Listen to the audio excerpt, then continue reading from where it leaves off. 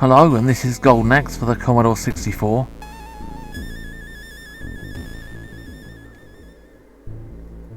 Remember I had this all those years ago when I had a C64. Later on my brother had Golden Axe on the Mega Drive. Also Golden Axe 2. Yeah, we used to play them. Two-player good games, I thought. I mean, they look a bit dated now maybe, but I mean they're still good in their day. Later on there was Golden Axe 3. The less said about that the better. Apparently it had a limited release. Something to do with the Mega Drive was at the end of its lifespan. Or more likely because they knew it was a bit shit and they were embarrassed about it. This is the Commodore 64 version anyway. And what is there to say about it? I mean it's like this in every level. One enemy comes on at a time, knock him about a bit till he's dead. One other enemy comes on, so it goes on. There's only one type of enemy for each level, there's only one type of boss for each level. It's basically just one at a time all the way. I mean later on the enemies have more energy. It takes longer to kill them, but I mean it's still just... I mean what is the point? It's just repetitive, isn't it? After a while you just get completely fed up with it, you just want some more people to appear. Vary it a bit. In this level there are these ones, I think they're called Henninger or something. The next level there's those ones with clubs. I think in level 3 there's the Amazon women. And level 4 and 5 there's the skeletons. It gradually takes longer to kill them, but I mean they're still, each level, the enemies are all exactly the same. Got the same moves, everything.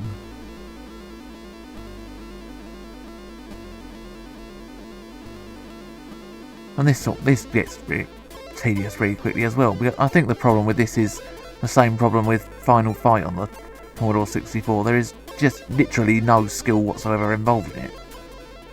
Walk up to a bloke, hammer on the fire button, hope for the best that he falls over before you do. That's about it. Now he's just knocked him over. There doesn't really seem to be a lot you can do to stop that happening. And you could be in the middle of hitting them and suddenly the character just jumps back onto the ground and loses energy. I'm just going to play the first level of this. It just gets tedious after a while, to be quite honest. I mean, the best you can say about this is that it at least looks good. I mean, nice looking graphics for an 8-bit machine. At least made the effort with that. I mean, you can tell who the characters are supposed to be. You just wish they'd put more effort into the gameplay itself, really. There's another one down, we move on. These people go around with little magic pots. Don't know how to use the magic in this, to be honest. Not sure which key it is, I don't suppose it really matters right now.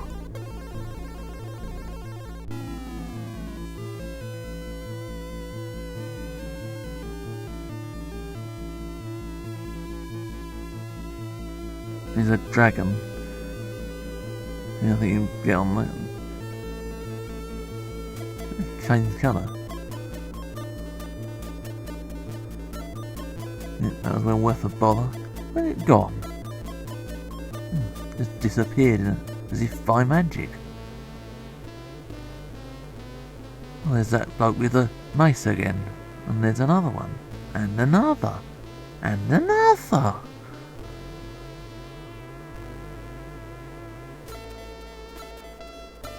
The enemies in this game are actually all named after... Their names are all alcohol references. So at the end of the Mega Drive version, there's like the end game sequence where it's got a cast list with all the people in it. And I think I read somewhere their names are all alcohol references. I think a lot of them are kind of obscure ones. I mean, some are more obvious than others. I mean, there's Colonel Bitter, Sergeant Malt and Sergeant Hop.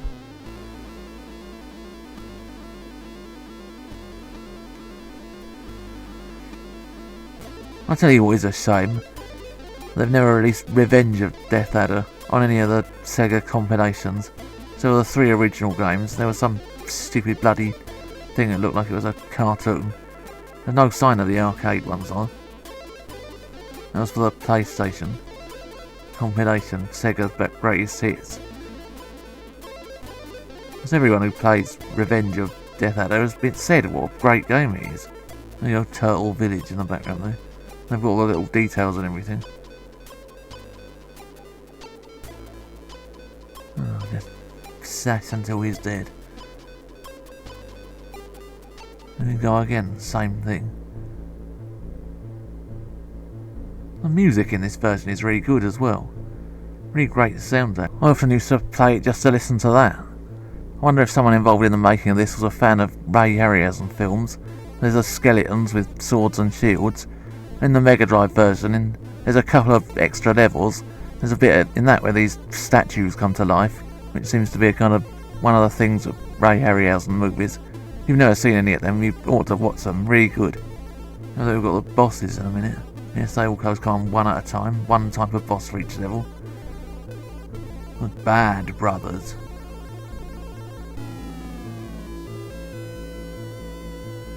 We are the Bad Brothers, we'll give you an hammering. Yeah, I'm auditioning for a gangster flick, by the way.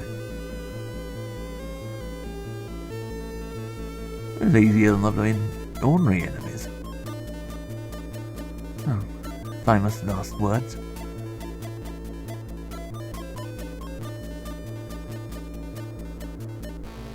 Yeah, well, I think you're better off sticking to the Mega Drive version, to be honest. That's probably the best version I've played. If you want to play Golden Axe, I mean, I don't know whether the arcade version is downloadable anywhere. I think it should be. You know, like when the enemies get killed in there. Oh God! I mean, this looks and sounds good. I mean, it's just a shame they didn't put more effort into the gameplay, really.